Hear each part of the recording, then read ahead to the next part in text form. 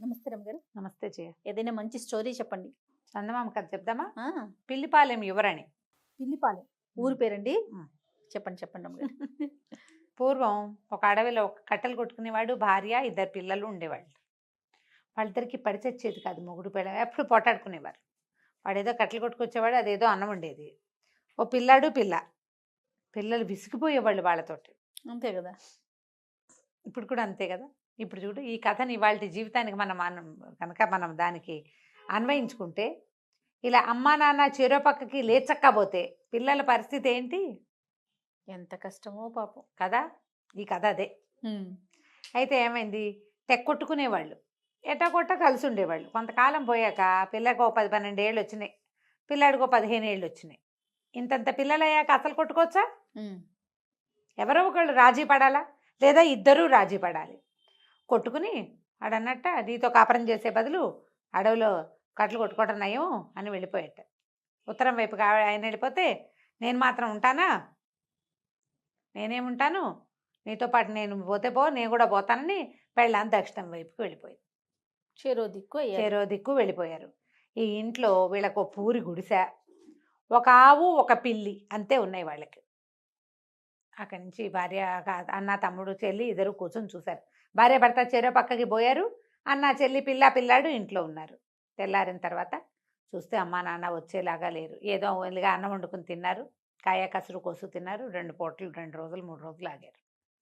ఆగేసరికల్లా ఏమైంది, పిల్లాడు అన్నాడు, ఏమే చెల్లాయి, వాళ్ళు వచ్చేలాగా లేరు, నేను ఈ అడవిలో ఉండలేను, మనకు 2 ఉన్నాయి, ఒకటి ఆవు ఒకటి పిల్లి. ఆవుని నేను తీసుకుంటా, పిల్లి నువ్వు తీసుకో, నా దారిని నేను పోయి నా బతి, వాళ్ళు వచ్చినా సరే నేను వాళ్ళతో ఉండను. వాడు ఇండిపెండెంట్ పిల్లాడు.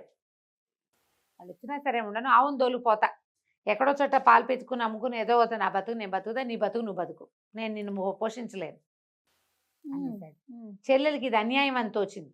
ఆవుతో పాలు వస్తాయి, పిల్లితో ఏమొస్తది? పిల్లితో ఏమొస్తుంది. కానీ ఆ పిల్ల ఏం చేసింది, వాడు ఎప్పుడైతే అట్లా అన్నాడో గబుక్కుని ఈ చెల్లెల దగ్గరికి వచ్చి దాని మీద దాన్ని కాలుకేసి తన వీపుని రాస్తూ ముచ్చటగా ఆపేక్షగా చూసింది. చూసేసరికల్లా ఆ పిల్లి తనతో ప్రేమగా ఉందనిపించింది పిల్లకి. ఆ! ఆవు దాని అది నుంచుంటుంది, పాలిస్తే ఇచ్చింది కాక, ఇది చక్క ప్రేమగా వచ్చి కూర్చుని ఆనుకుని తిరుగుతోంది. సరేనంది.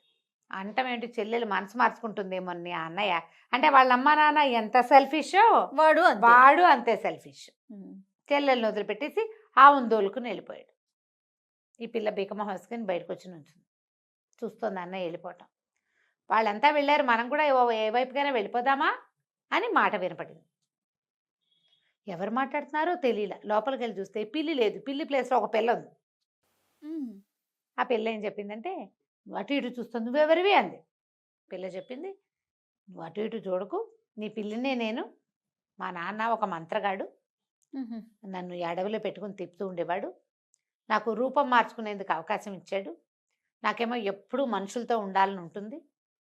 తర్వాత ఆ మధ్య ఏవో జడిబూటీల కోసం అంటే ఏమనాలి, మన మూలికల కోసం వెతుకుతూ మా నాన్న ఎక్కడికో వెళ్ళిపోయాడు, ఏమైపోయాడో తెలీదు, చాలా రోజులైంది.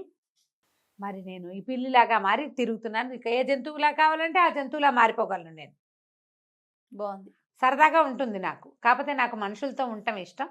మీ ఇంట్లో మీ అన్నయ్య నువ్వు ఇద్దరు ఉండేసరికల్లా నేను నీ పక్కనే కూర్చోవటం పడుకోవటం నేర్చుకుని నేను నీ దగ్గరే ఉన్నాను, ఏం పర్వాలా, పద నేను నీకు తోడుంటాను, మన ఇద్దరం చక్కగా రాజ్యాలు చేసుకుందాం అని చెప్పి తనని సెలెక్ట్ చేసుకుని నాకు ఈ పిల్లొద్దు అని అనకుండా ఉన్నందుకు ఆ పిల్ల పట్ల, కట్టెలు కొట్టేవాడి కూతురు పట్ల ఈ పిల్లకు ఉన్న కృతజ్ఞత అనమాట. హ్మ్. సరే ఇద్దరు కలిసి నడవటం మొదలుపెట్టారు. మొదలుపెట్టి తోడు కావాలి కదా, పిల్ల ఒకతే నడిస్తే కష్టం, ఇద్దరు మనుషులు నడిస్తే జంతువులు కూడా దగ్గరికి రావు. వెళ్తుంటే ఏమంది, మనం ఓ పని చేద్దాం, ఇక నుంచి నువ్వు యువరాణిగా ఉండు కానీ నేను నీకు చెలికత్తెగా ఉంటా, నువ్వు ఓ పని చెయ్యి అని చెప్పి ఏం చెప్పిందంటే, ఆ దూరంగా కోట కనపడుతుంది కదా, ఇక్కడ అన్ని ముళ్ళ కంచెలు ఉన్నాయి, నువ్వు బట్టలన్నీ చింపేసుకుని కొన్ని విప్పేసి నామినల్ బట్టలతోటి ఈ పొదల్లో కూర్చో, నేను ఈ రాజుగారికి ఒక కబురు చెప్పొస్తా, అప్పటిదాకా నువ్వు ఇక్కడే కూర్చో అని చెప్పేసి ఆ పిల్లని ఆ పైన ఉన్న లంగా ఓణి 12-13 ఏళ్ల పిల్ల కదా అది తీసేసింది. తీసేసి లోపల బట్టలతోటి ఆ పిల్లని ఆ పొదల్లో కూర్చోబెట్టింది. నేను వచ్చి పిలుస్తా అందా కదా, భద్రంగా కూర్చో అని చెప్పింది. బయటకు వచ్చి ఏనుగులాగా మారిపోయి, పిల్ల మారిపోతుంది కదా మంత్రగాడి కూతురు, కట్టెలు కొట్టేవాడి కూతురేమో పొదల్లో కూర్చుంది. మంత్రగాడి కూతురేమో ఏనుగులా మారిపోయి పడతొక్కేసింది ఆ చుట్టూతా వాతావరణం అంతా, నేలంతా తొక్కేసేసి మళ్ళీ పిల్లగా మారిపోయి ఆ రాజుగారి కోట దగ్గరికి నడుచుకుంటూ పోయింది. పోయి సైనికుడితో చెప్పింది, రాజుగారిని కలవాలి, మా యువరాణి మేము వ్యాఖ్యాలకి ఎటో బయలుదేరితే దొంగలు దోచుకున్నారు, యువరాణి పొదల్లో కూర్చుంది, మాకు సహాయం కావాలి, అందుకోసం వచ్చాను, పిలిపాలెం యువరాణి గారి చెలికెత్తని అని చెప్పి. సరే అక్కడి నుంచి ఏమిటో యువరాణి అంటోంది, అమ్మ ఎవరో చూడడానికి బాగుందని ఏం చేశారు వాళ్ళు, లోపలికి కబురు చేశారు. అంతఃపురానికి కబురు వెళ్ళింది. ఆడపిల్ల వచ్చింది కాబట్టి యువరాజు వచ్చాడు. ఏమిటి అంటే, పిలిపాలెం యువరాణి గారండి, మేమేమో ఎక్కడికో బయలుదేరాము, బయలుదేరేసరికి దొంగలు దోచుకున్నారు, చాలా అతి కష్టం మీద పారిపోయాం, మా జనం అంతా కకావికలై పారిపోయారు, ఎవరెడు పోయారో తెలీదు, నేను యువరాణి మిగిలిపోయాం, వాళ్ళు బట్టలు లాగేశారు, ఈ లోపల మేము వీరోచితంగా యుద్ధం చేసి తరిమేశాము, పిల్ల మాత్రం మా యువరాణి మాత్రం పొదల్లో ఉండిపోయింది, సహాయం చేయండి అంటే రాణింది, అయ్యో అయ్యో యువరాణిట ఆడపిల్ల అట ఎట్టా పొదల్లో ఉంటుంది, సరే కొన్ని బట్టలు తీసుకెళ్ళండి, రాజోచితమైన బట్టలు తీసుకెళ్ళండి, నువ్వు వెళ్ళి మాట్లాడరా అని కొడుకునిచ్చి పంపించు. యువరాజు వచ్చి చూసి, అబ్బో ఇదేదో చాలా పెద్ద యుద్ధం జరిగింది నాడు, ఏనుగు తొక్కేసింది కదా, ఏనుగు తొక్కిడేటా ఉంటుంది, చాలా పెద్ద యుద్ధం జరిగింది, బోళంత పెద్ద యుద్ధం జరిగిందండి, మా వాళ్ళు కొంతమంది చనిపోయారు కూడా, మిగిలిన వాళ్ళు వాళ్ళని మోసుకుపోయారు అన్నది. సరే బట్టలు తీసుకెళ్ళి యువరాణి, ఈ అమ్మాయి ఏం చేసింది, మీరు ఇక్కడ ఉండండి నేను వెళ్తానని బట్టలు పుచ్చుకుని ఆ పొదల లోపలికి వెళ్ళి అక్క అక్క అని కేకేసి బట్టలు వేసేసుకో అని చెప్పి మంచి బట్టలు తొడిగించింది. పిల్ల కొంచెం చూడ్డానికి బాగుంటుంది, 13 ఏళ్ల పిల్ల అంటే కొంచెం నైస్ ఉన్నబడిపోయింది అప్పటికే పిల్ల.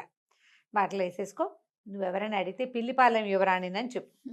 కట్టెలు కొట్టేవాడి కుదిరి భయం వేసినమ్మో, యువరాణిలాగా ఉండటం ఏమిటే నీ దుంపదేగా, నాకు తెలియదే అట్లా ఎట్లా ఉండాలంటే, ఏం పర్వాలా నువ్వు ఎలా ఉంటే అలా ఉంటే, మా ఊళ్ళో అంతే అని చెప్పు, పిల్లిపాలెంలో అంతే అనాలి అని చెప్పింది. అంతే. అక్కడి నుంచి బయటికి తీసుకొచ్చింది. యువరాజు ఆశ్చర్యపడిపోయి, ఎంత బాగుంది అని, ఇంతకీ మీరు ఎక్కడికి బయలుదేరారు అనగానే పిల్ల ఏడవటం మొదలుపెట్టింది. ఎక్కడికి బయలుదేరారో ఏం చెప్తుంది, వెంటనే ఈ చెలికెత్తుంది మంత్రగాడి కూతురు, అది అందుకొని, ఇప్పుడు ఏం అడగద్దండి, చాలా డిస్టర్బ్ అయిపోయింది యువరాణి, దిగులు పడిపోతుంది, అసలు ఇంటికి వెళ్ళే దారి కూడా ఆవిడే మర్చిపోయింది, నేను మర్చిపోయాను, కొద్ది రోజులు స్థిమితపడినవ్వండి, నేను నిదానంగా కనుక్కుంటాను, నేను చెప్తాను మీకు అన్నది. అనగానే ఈయన ఏం చేశాడు, ఓ పల్లకి తీసుకొచ్చారు, యువరాణిని అందులో కూర్చోబెట్టారు, మంత్రగాడి కూతురు చెలికెత్త కదా పక్కన నడుచుకుంటూ పోయింది. ఊళ్ళో లోపలికి వెళ్ళారు. వెళ్ళిన తర్వాత సరే కొంచెం కొంచెం ఈ అమ్మాయి పద్ధతులు కొన్ని వాళ్ళవి వింతగా ఉండేవి, మా ఊళ్ళో అంతే అనేది. ఈ అమ్మాయి నిజంగా సుకుమారి అవునా కాదా అనేవి తెలుసుకోవడం కోసం ఈ పిల్ల ఈ విధంగా దీనికి రకరకాల పరీక్షలు పెట్టారు వాళ్ళు. ఈ మంత్రగాడి కూతురు ఉంది కదా, అది ఈగలాగానో దోమలాగానో పీలికలాగానో ఎలాగోలాగా చిలకలాగానో మారి యువరాణి చుట్టుపక్కలే ఉంటూ కాబట్టి ఇగో అది తినబోక, అది రాణులు తినేది కాదు అని చెప్తుంది అనమాట. ఒక స్వీట్లు చేశారు, అది ఇక్కడ అంటే కొంతమంది రాజులు తినకూడని పదార్థాలు కొన్ని ఉంటాయి కదా, ఆ పిల్ల అవి తినేది కాదు, ఇది చిలక రూపంలో కూర్చుని అది తినద్దు అని దీనికి వినపడేలాగా చెప్పేసేది. ఇంకా వస్తువు తినకుండా ఉండేది. యువరాణి లక్షణాలు కనపడుతున్నాయి. ఓసారి ఏం చేశారు, ఒక పూచిక పుల్లని పరుపు కింద పెట్టారు. మర్నాడు పొద్దున్నే రాణిగారు అడిగింది, అమ్మ రాత్రి నిద్ర బాగా పట్టిందంటే, ఏమోనండి మంచ కింద పరుపు కింద ఏదో రోకలి బండ ఉన్నట్టుంది, ఎంత గుచ్చుకుందో, ఆ పక్కకి ఈ పక్కకి పడిపోతూనే ఉన్నాను, రాత్రి అంతా నిద్రే పట్టలేదంటుంది. అమ్మో పిల్ల చాలా సుకుమారి, యువరాణులు అలా ఉంటారు. అట్లా మెల్లిగా మెల్లిగా మెల్లిగా మెల్లిగా మెల్లిగా ఫిక్స్ అయింది. కొంచెం అమ్మాయి నవ్వుతూ మామూలుగా మాట్లాడుతుండే సరికల్ మీ ఊరు ఎక్కడ అని పీడించడం మొదలుపెట్టారు. అడుగుతారు కదా, అడిగేసరికి ఈ అమ్మాయి ఏమో ఒకరోజు ఏడ్చింది. ఆ పిల్ల మంత్రగాడి కూతురు దగ్గర, వస్తే ఇట్లా చేసావు, వీళ్ళేమో మీ ఊరు ఎక్కడ, మీ కోట ఎక్కడ, మీ కోట ఉందా పదా మీ కోటకు అంటున్నారే, ఇప్పుడు ఎట్లాగే అంటే, ఏం పర్వాలా మన కోట కూడా ఒకటి ఏర్పాటు చేస్తాను, 2 రోజులు భద్రంగా ఉండు, అలవాటైంది కదా ఉండు, నేను చూసొస్తానండి. అది పోయింది అటు ఇటు, అది చిలకలాగా మారి అటు ఇటు వెతుక్కుంటూ వెళ్తే ఈ ఊరికి రాజుగారి కోటకి ఒక 5 ఆమడల దూరంలో ఒక పురాతనమైన కోట ఒకటి ఉంది. దాని చుట్టూ అన్ని పల్లెటూళ్ళు ఉన్నాయి. ఈ కోటలో ఏంటంటే రాజులు ఎప్పుడో పోయారు, పాడుపడింది కోట, కొంచెం పాతబడింది, పాడు కాదు పాతబడిపోయింది. ఎవరూ లేకపోయేసరికల్లా ఆ కోటలో ఒక రాక్షసి దాన్ని ఆకట్టుకుని ఉంది.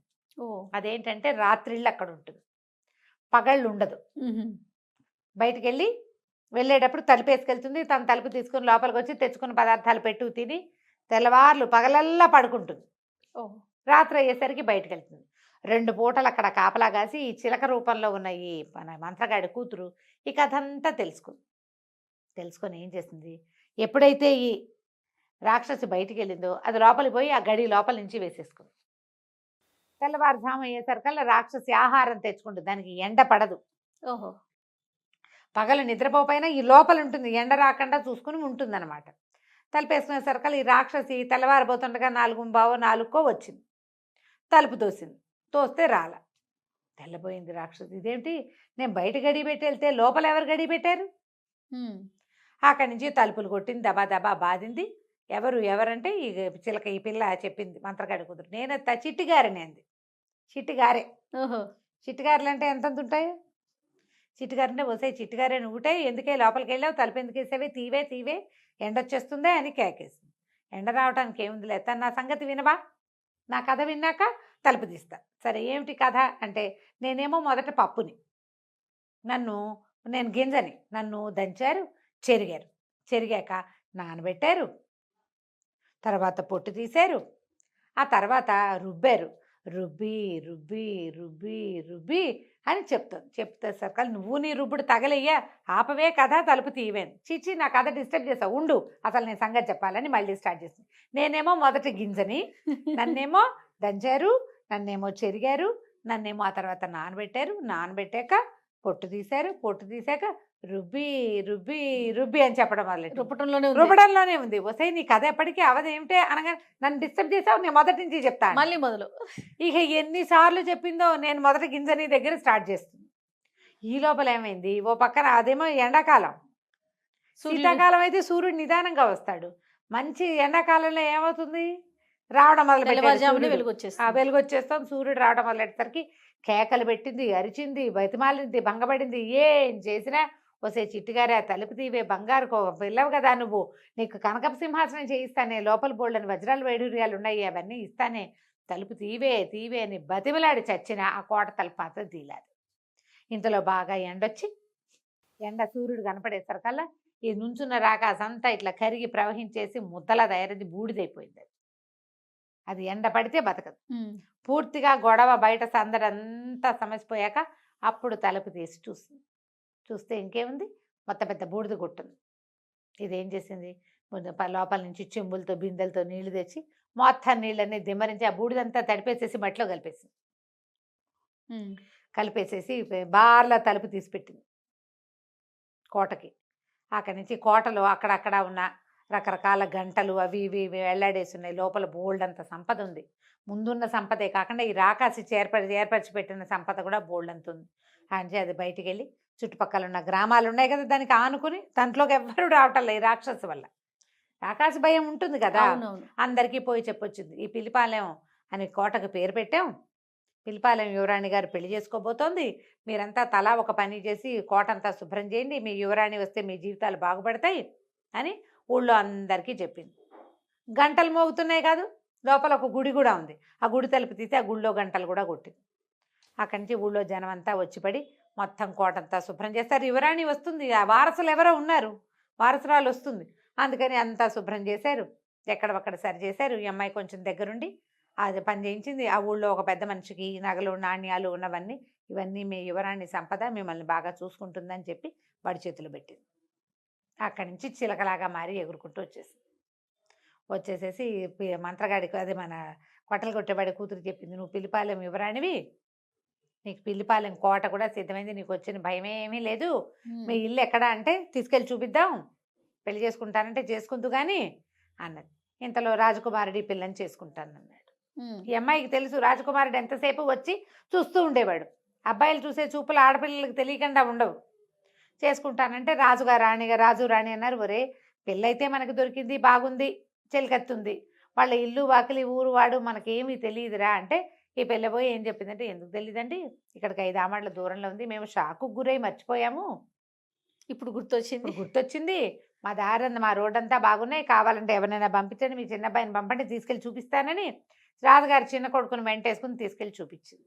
కోటలో మరమ్మతులు జరుగుతున్నాయి, పెళ్లికి సిద్ధమవుతుంది, కొంత మటుకు శుభ్రపడిపోయింది, చక్కగా ముత్యాల తోరణాలు, లోపల పెద్ద గుడి. ఇన్ని చూసేసరికల్ రాజకుమారుడు ఆశ్చర్యపోయాడు.